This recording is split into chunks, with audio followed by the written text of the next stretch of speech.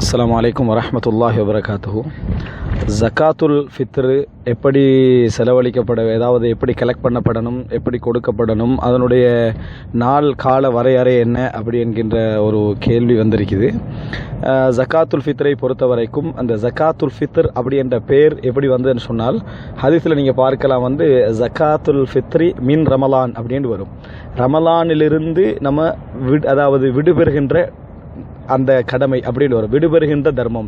ஜக்காத்துல் ஃபித்ரி மின் ரமலான், ரமலானில் இருந்து விடுபெறுகின்ற தர்மம். இந்த ஃபித்ர் அப்படின்னு சொன்னப்போ நம்ம இஃப்தாருண்டுவோமே, இஃப்தாருன்னு சொன்னோம்னா அப்போ நம்ம நோன்பு பிடிச்சிட்டு நோன்பு முடிக்கிற டைம் இஃப்தாருன்னு சொல்லுவோம், நோன்பு முடிக்கிற நேரம் இஃப்தாருண்டுவோம். அதே மாதிரி அதாவது அந்த முடிக்கக்கூடிய அந்த சப்ஜெக்ட்டுக்கு தான் ஃபித்ருன்னு சொல்லுவாங்க. அப்போ டோட்டல் ரமலானை நம்ம முடிக்கிற நேரம் நம்ம நோன்புடைய மாதம் முடிஞ்சு மகரிபுக்குள்ள நுழையிற நேரம் தான் அந்த ஃபித்ருடைய நேரம். அப்படி என்று சொன்னால் ஜக்காத்துல் ஃபித்ரி மின் ரமலான் அப்படி என்று சொன்னால் அது கடமையாகிற நேரம் நாளைக்கு பெருநாளண்டா இந்த இரவு மகரிபுக்கு போகிறதா என்ன செய்யுது, அது கடமையாகுது. அதனால ஜக்காத்துல் ஃபித்ரி மின் ரமலான் வருது. எனவே ஏழைகளுக்கு கட்டாயம் விநியோகிக்கப்படக்கூடிய நேரம் மகரிபுக்கு பின்னால தான். ஏழைகளுடைய கைகளுக்கு போய் சேர வேண்டிய டைம் அந்த மகரிபுக்கு பின்னால தான் போய் சேரணும். அதுக்கு முன்னால் யார் ஜக்காத்துல் ஃபித்ரை விநியோகித்தாலும் அது ஜக்காத்துல் ஃபித்ராக என்ன செய்யாது, அது அமையாது. ஏன்னா ஜக்காத்துல் ஃபித்ர் அல்ல, அது ரமலானில் நம்ம கொண்டு போய் கொடுத்தோம்னு சொன்னால் ரமலானுக்குரிய அந்த ரசூல் ஸல்லல்லாஹு அலைஹி வஸல்லம் சொன்ன அந்த வார்த்தைக்கு அது நேரடி முரணாக இருக்கும். மக்களுடைய விநியோகம் மக்களுக்கு கொண்டு போய் சேர்க்கிறது மகரிபுக்கு புறவாக இருக்கணும். அதே நேரம் அதனுடைய எண்ட் டைம் அதாவது தொழுகைக்கு முந்தியாக இருக்கும். ரசூல் ஸல்லல்லாஹு அலைஹி வஸல்லம் சொன்னாங்க, அது தொழுகைக்கு முன்னர் என்ன செய்யணும், தொழுகைக்கு முன்னர் கொடுக்கப்பட வேண்டும், தொழுகைக்கு முன்னர் கொடுக்கப்பட வேண்டும் என்று ரசூலுல்லாஹி ஸல்லல்லாஹு அலைஹி வஸல்லம் சொன்ன செய்தி நம்ம பார்க்குறோம். பெருநாளைக்கு தொழுகைக்கு முன்னர் கொடுக்கப்பட வேண்டும். அப்போ கடமையாகிற நேரம் ஒருவர் மகரிபுக்கு பின்னால் ஒருத்தர் இஸ்லாத்துக்கு வராருன்னு வைங்க, அந்த பெருநாள் நாளைக்கு பெருநாள்னா இன்றைய மகரிபு பின்னால் இஸ்லாத்துக்கு வந்தாருன்னு சொன்னால் அவருக்கு ஃபித்ரா என்ன செய்யுது, கடமையாது. அதுக்கு அதாவது அப்போ அந்த டைம் அதை புரிஞ்சுக்கணும். நம்ம ஒருவர் அதுக்கு முந்தி மரணிச்சாருன்னு சொன்னால் அவருக்கு கடமை இல்லை. இதுக்கு தான் அந்த வரையறை. ஏழைகளுக்கு கொண்டு போய் சேர வேண்டிய நேரம் ஜக்காத்துல் ஃபித்ரி மின் ரமலான், ரமலானுடைய அந்த முடிவுடைய டைமை தான் ரசூலுல்லாஹி ஸல்லல்லாஹு அலைஹி வஸல்லம் அந்த ஹதீஸ்ல என்ன செய்றாங்க, சொல்றாங்க, இது ஏழைகளுக்கு விநியோகிக்கப்பட வேண்டிய கடமையான அந்த நேரம். அதுக்கு முன்னால் நம்ம விநியோகிக்க கூடாது. இது ஒரு அம்சம். அதே நேரம் எப்போ நம்ம கலெக்ட் பண்ணலாம், இந்த மாதிரி ஜக்காத்துக்களை மக்கள்கிட்ட எப்போ கலெக்ட் பண்ணலாம் அப்படி என்று சொன்னால், அதாவது மக்களுக்கு விநியோகிக்கிற டைம் தான் இது. ஆனால் கலெக்ட் பண்ணி கொடுக்குற அந்த சப்ஜெக்டை பொறுத்த வரைக்கும் முதலாவது கலெக்ட் பண்ணலாமான்னு பார்த்தால் கலெக்ட் பண்ணி கொடுப்பது தான் நம்ம ஹதீஸில் காணக்கூடிய ஒரு நடைமுறையாக பார்க்கிறோம். இதுக்கு பொறுப்பாக இருந்ததாக செய்தியை நம்ம பார்க்குறோம்.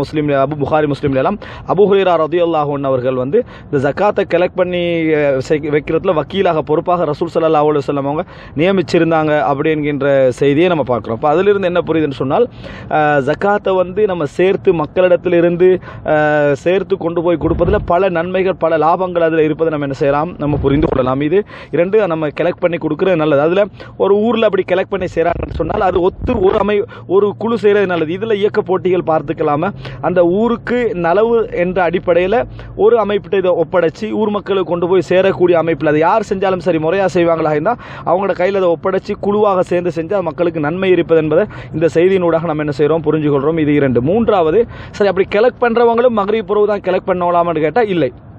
நம்ம ஹதீஸில் பார்க்குறோம், நபித்தோழர்களுடைய நடைமுறையாக அவங்க பியோமின் அவ் யௌமைன், பெருநாளைக்கு முந்தின ஒரு நாள் அல்லது 2 நாளைக்கு முன்னால் என்ன செய்வாங்க, அதை கொண்டு போய் கொடுப்பாங்க. ஏழைகளுக்கு கொடுப்பார்கள் அல்ல, யார் கலெக்ட் பண்ணுறாங்களோ அவங்களுக்கு கொடுப்பார்கள் அல்லது கொண்டு போய் ஒப்படைப்பார்கள் என்ற செய்தியை தான் நம்ம என்ன செய்யணும், புரிஞ்சுக்கொள்ளணும்.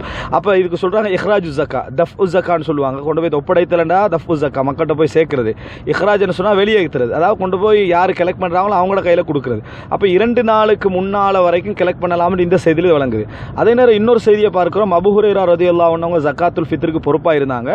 அவங்கள்ட்ட ஒரு மனித ரூபத்தில் ஒருத்தர் வராரு, அந்த ஜக்காத்தை இரவில் ஜக்காத்துல் ஃபித்ரை எடுக்க போகிறாரு. எடுக்க போன நேரத்தில் அவர் பிடிச்சிக்கிறாரு. அதுக்கு பின்னால் அவர் சொல்கிறாரு, நான் ஒரு ஏழை, நான் கஷ்டப்படுறவே, என்னைய விட்டுரு அப்படி என்று சொல்லிட்டு அவர் போயிடுறாரு. 2ஆம் நாள் அதே மாதிரி ரசூலுல்லாஹ் சொல்கிறாங்க, மறுபடியும் நாளைக்கும் வருவான். அதே மாதிரி நடக்குது. 3ஆம் நாள் அவர் வராரு, அதே மாதிரி நடக்குது. அதுக்கு பின்னால் ரசூல் ஸல்லல்லாஹு அலைஹி வஸல்லம் கேட்குறாங்க, உங்களுக்கு தெரியுமா நீங்கள் 3 இரவுகளாக நீங்கள் யாரோட பேசிக்கின்றீங்கன்னு தெரியுமா, நீங்கள் ஷைத்தானோடு பேசுகிறீங்க என்று ரசூலுல்லாஹி ஸல்லல்லாஹு அலைஹி வஸல்லம் அது ஷைத்தான் ஆயத்துல் குர்சி அதாவது கற்றுக் கொடுத்த அந்த சம்பவத்தில் சொல்கிறாங்க. அப்போ இதில் ரசூல் ஸல்லல்லாஹு அலைஹி வஸல்லம் அவங்க அபூ ஹுரைரா ரலியல்லாஹு அன்ஹு ஜக்காத்துக்கு பொறுப்பாக நியமிச்சுக்கிறாங்க. 3 இரவுகளாக அப்படி என்று சொன்னால் 3 இரவுக்கு முந்திருந்தே ஜக்காத்து கலெக்ஷன் நடந்திருக்குது. அந்த ஜக்காத்து அந்த ஃபித்ருடைய கலெக்ஷனில் தான் அந்த செய்தியே வருது. அப்படிங்கிற இந்த செய்தி என்ன புரிஞ்சுக்கணும்னு சொன்னால் 3 நாளைக்கு முந்தைய என்ன செஞ்சுக்கிறாங்க, ஜக்காத்துல் ஃபித்ரை கலெக்ட் பண்ணிக்கிறாங்கன்னு புரிஞ்சுக்கலாம். ரசூலுல்லாஹ் கேட்குறாங்க 3 இரவுகளாக நீங்கள் யாரோட பேசுகிறேன்னு உங்களுக்கு தெரியுமான்னு கேட்குறாங்க. அப்போ 3 இரவுக்கு முன்னாலே அந்த கலெக்ஷன் நடந்திருந்தால் தான் அவன் வந்து திருடுறதுக்கு அது சந்தர்ப்பமாக அமைஞ்சிருக்கும் என்பதை நம்ம என்ன செய்கிறோம், புரிஞ்சுக்கொள்கிறோம். எனவே ஜக்காத்துல் ஃபித்ரை பொறுத்த வரைக்கும் இதை வைத்து சில மார்க்க அறிஞர்கள் வந்து ரமலானுடைய ஆரம்பத்திலிருந்து கலெக்ட் பண்ணலாம் அப்படியெல்லாம் சொல்கிறாங்க. அது அவ்வளோ பொருத்தமான ஒரு கருத்து மாதிரி விளங்கல. ஆனால் இந்த செய்திகளை வச்சு மக்களுடைய இறுதி பத்துடைய இந்த பகுதிகளில், அதாவது கடைசி 10 ரமலானுடைய பெருநாள் நெருங்கக்கூடிய வரையறுக்க முடியாது. இதை வந்து 3 இரவு கண்டு அபூ ஹுரைரா ரலியல்லாஹு அன்ஹு செய்தியில் 4 நாள் 5 நாளெல்லாம் முந்தி கலெக்ட் பண்ணலாம்ன்றது அது புரிஞ்சு கொள்ளக்கூடிய அமைப்பில் இருக்குது. அதனால நம்ம ஒரு இறுதி 10 அப்படி என்பதை நம்ம ஒரு இஜ்திஹாதுடைய ஒரு நிலையில் கொண்டு வந்து அதை வந்து நம்ம சரி கண்டு இறுதி 10 பகுதிகளை மக்கள்கிட்ட இந்த ஜக்காத்து கலெக்ஷனை நம்ம ஆரம்பித்து அதை கொண்டு போய் மக்ரிபுக்கு பின்னால் விநியோகிப்பது தவறு இல்லை என்பதை இந்த செயலில் நம்ம என்ன செய்கிறோம், புரிஞ்சுக்கொள்கிறோம். எனவே இதை சந்தர்ப்பமாக பயன்படுத்தி ஊருள்ள ஏழைகளுக்கு ஊருள்ள கஷ்டப்படுறவங்களை நம்ம அடையாளம் கண்டு அதில் குறிப்பிட்ட கேட்டகரியை நம்ம அடையாளம் காணக்கூடாது. அதில் இவர்களுக்கு மட்டும்தான் ஜக்காத்துல் ஃபித்ர் அப்படின்னு போகக்கூடாது. சரியா? உதாரணமாக மீனவர்கள்னா மீனவர்களுக்கு மட்டும் ஜக்காத்துல் ஃபித்ரை விநியோகிப்போம் என்ற நடைமுறை தவறானது. அல்லது குறிப்பிட்ட ஒரு ஏழைகளுக்கு மட்டும் நம்ம ஜக்காத்துல் ஃபித்ரை விநியோகிப்போம் என்று அது தவறானது. ஏன்னா ஜக்காத்துல் ஃபித்ர் என்பது வறுமையில் உள்ள எல்லோருக்கும் போய் சேரணும். ஆனால் வறுமையில் உள்ள அதிகமானவர்கள் மீனவர்களாக இருக்கிறார்கள். எனவே அவங்களுக்கு கொண்டு போய் நம்ம சேர்ப்போம். மற்றவர்கள் வந்து கேட்டால் அல்லது அப்படிப்பட்டவங்க நம்ம அடையாளம் கண்டால் அவங்களுக்கும் இதை என்ன செய்வோம், நம்ம கொண்டு போய் கொடுப்போம் என்கின்ற அமைப்பில் இது கலெக்ட் பண்ணப்படுவாக இருந்தால் அது மிகவும் சிறந்தது. கடைசி 10 நம்ம சேர்த்து மக்ரிபுக்கு முன்னால் விநியோகிக்கிற அமைப்பில் அது இருந்தால் மிகவும் நல்லது. அல்லாஹு தஆலா இந்த ஜக்காத்துல் ஃபித்ரை உரிய முறையில் விளங்கி நடைமுறைப்படுத்தக்கூடிய மக்களாக அல்லாஹு தஆலா எங்களை ஆக்கட்டும். அதில் கடைசியாக இன்னொரு செய்தி, சா கலெக்ட் பண்ணோன்னு ரசூலுல்லாஹ் சொல்கிறாங்க. ஒரு சா என்பது அதாவது 2040 கிராம் என்று சிலர் 2400 கிராம் என்று சிலர். ஆனால் அல்லாஹு ஆலம் யார் இந்த பிரச்சனையிலிருந்து தப்பணும்னு நினைக்கிறாங்களோ, அதாவது இந்த சா என்றதை பொறுத்த வரைக்கும் அது வந்து 2.5 தான் நம்ம தீர்மானிக்க முடியாது. சா என்ற நம்ம எப்படி புரிஞ்சுக்கொள்ளணும்னா, நம்ம நாடுகளில் ஊடுகளெல்லாம் சுண்டு என்று வச்சிருப்பாங்க. அந்த கோப்பை வந்து அது வந்து அளந்து செஞ்ச கோப்பை அல்ல. அந்த கோப்பை வந்து ஒரு பழக்கத்தில் நீங்கள் ஊரில் எல்லா வளமே அதே அளவிலான கோப்பைகள் எல்லார்ட்டையும் இருக்கும். இது ஒரு சா அப்படின்னு சொல்லி புரிஞ்சுட்டிங்கன்னா, உதாரணத்துக்கு அதை புரிஞ்சுட்டிங்கன்னு சொன்னால் அந்த சுண்டு அளவு எவ்வளோன்னு சொல்லி நம்மளால் உரிய முறையில் அதை கவனிக்க முடியாத அமைப்பில் இருக்கிறத பார்க்குறோம்.